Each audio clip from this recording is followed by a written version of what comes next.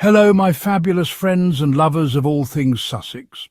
Whether you're sipping on tea, chomping on crumpets, or devouring a questionable leftover sandwich, get comfy, because today we're diving into a pot of royal tea so piping hot it could melt the wax off Buckingham Palace candlesticks. Welcome back to the King Harry and Queen Meghan Tales channel, where we bravely dive into the messy royal drama, laugh at the tabloid tantrums, and sprinkle a generous helping of sass over the ridiculous headlines. I'm your delightful host, Prince Harry's biggest fan, or at least the loudest one, and I'm here to guide you through this wild ride with more spice than Meghan's avocado toast. Buckle up, darlings. This one's going to be a roller coaster. Buckingham Palace, home to crowns, corgis, and enough drama to make even the Kardashians blush. It's a place where tradition meets tabloid and every move is scrutinised. But amidst the usual royal rigmarole, a new scandal emerged. One so bizarre it could only be dreamt up in the depths of Fleet Street. The British press, always hungry for a sensational story, found a goldmine.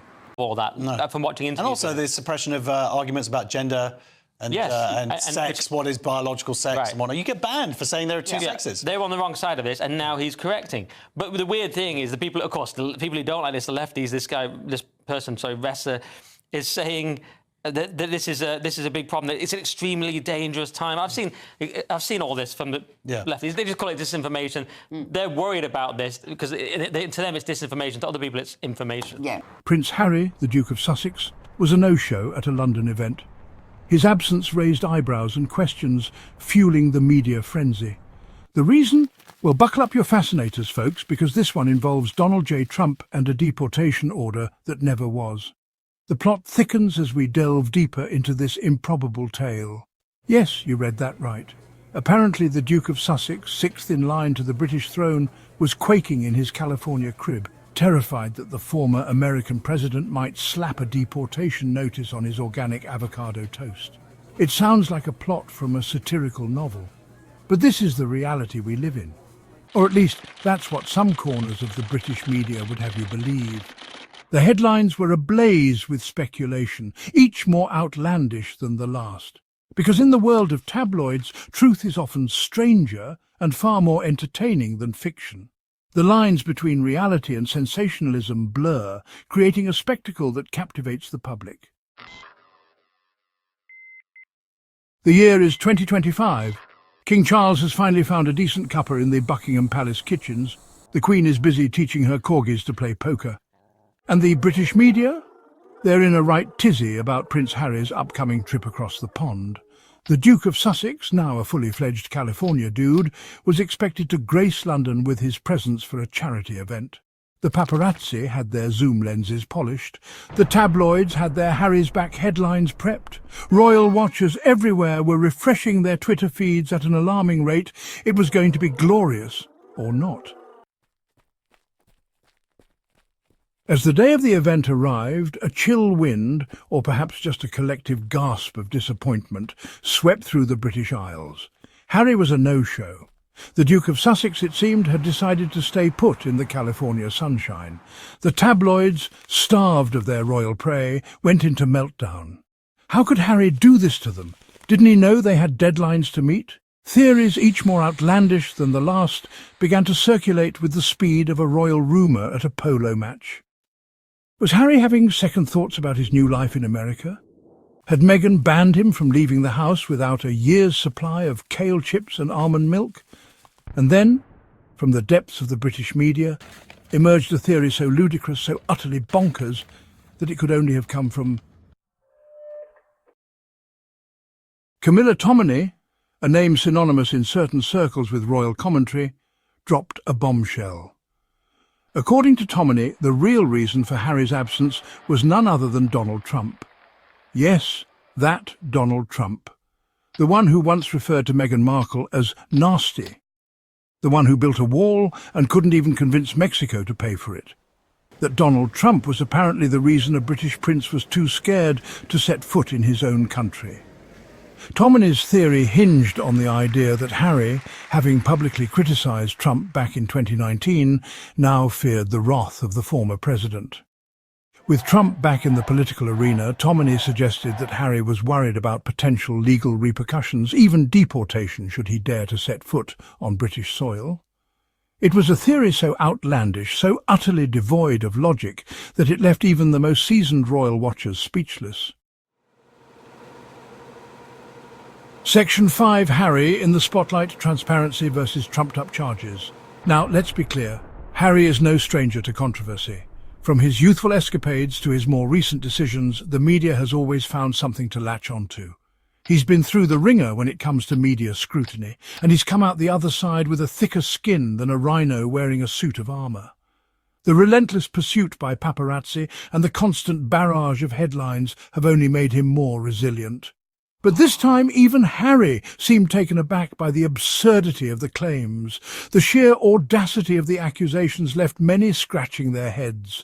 He'd been open about his reasons for stepping back from royal duties, his desire for a quieter life, and his commitment to his family. His transparency about his personal life and decisions was meant to quell the endless speculation.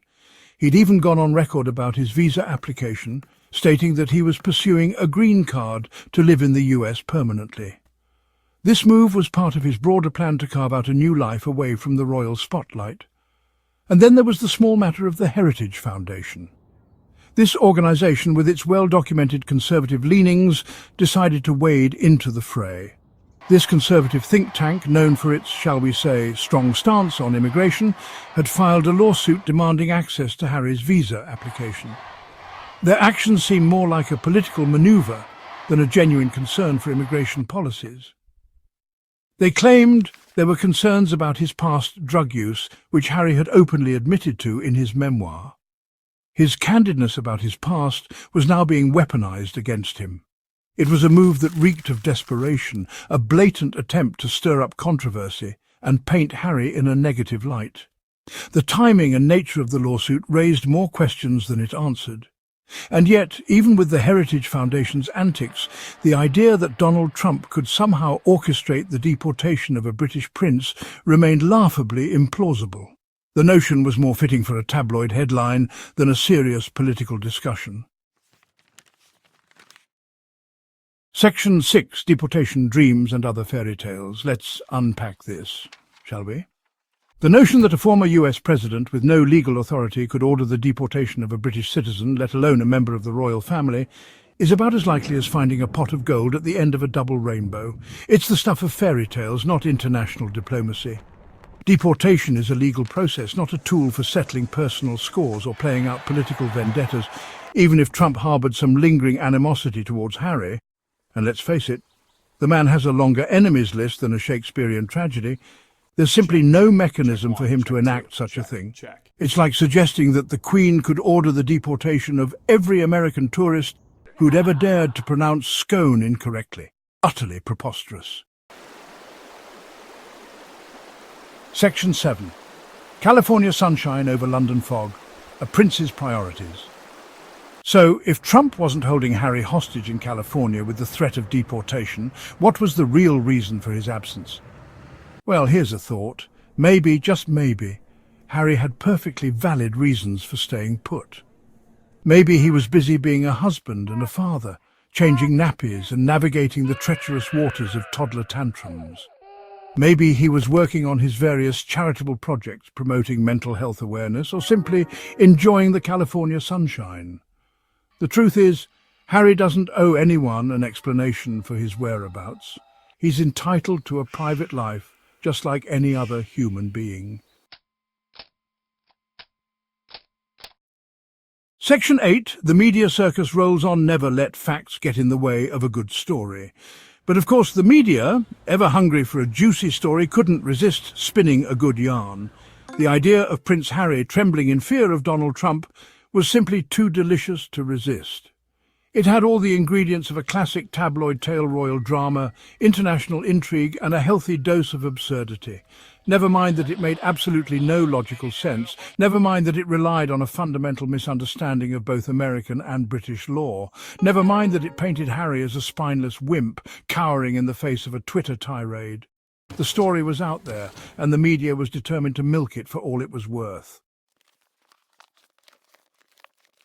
Section 9. Irony is dead, and the tabloids wrote the obituary. And here's the ultimate irony.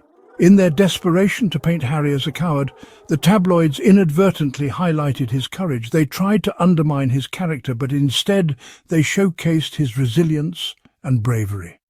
After all, this is a man who served his country in a war zone, putting his life on the line alongside fellow soldiers. His actions in Afghanistan were a testament to his dedication and valor. He has also spoken openly about his struggles with mental health, breaking the stigma and encouraging others to seek help. His advocacy has brought much-needed attention to these critical issues. Furthermore, he has challenged the very institution that he was born into, questioning long-standing traditions and pushing for modernization. His actions have sparked important conversations about the role of the monarchy in today's world. To suggest that such a man would be scared off by the likes of Donald Trump is not only laughable, it's downright insulting. The comparison itself is absurd, given Harry's proven track record of facing adversity head-on. But then again, logic and reason have never been the tabloid's strong suit. They traffic in sensationalism, prioritizing shock value over truth. Their goal is to sell papers, not to inform the public. They thrive on outlandish claims and unsubstantiated rumors, creating a narrative that is often far removed from reality. This approach keeps readers hooked, but it also distorts the truth. And in the case of Prince Harry and the Donald, they've outdone themselves once again. The tabloids have crafted a story that is as entertaining as it is misleading. So, the next time you see a headline claiming that Harry is hiding from Trump, take it with a grain of salt. Remember that these stories are designed to provoke a reaction, not to convey the truth. Remember this, sometimes the truth is stranger than fiction, but more often than not, it's just plain fiction, especially when it comes to tabloid journalism. So stay critical, stay informed, and don't let the tabloids dictate your understanding of the world.